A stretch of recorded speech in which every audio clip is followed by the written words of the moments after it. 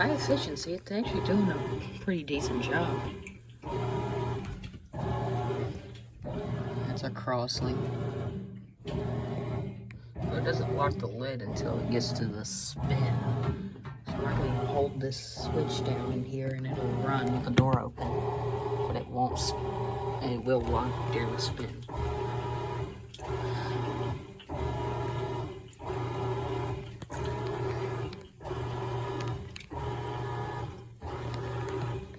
Don't want to drop my phone in the washing machine.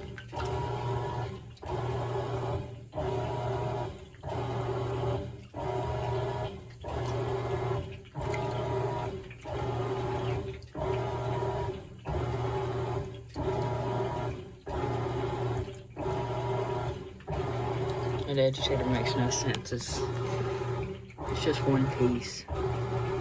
But hey, it's doing a good job of turning those clothes over. Granted, it's not very full. If I let go of it and put it back, it'll fill up with water because it thinks I opened the lid to add another piece of clothing in.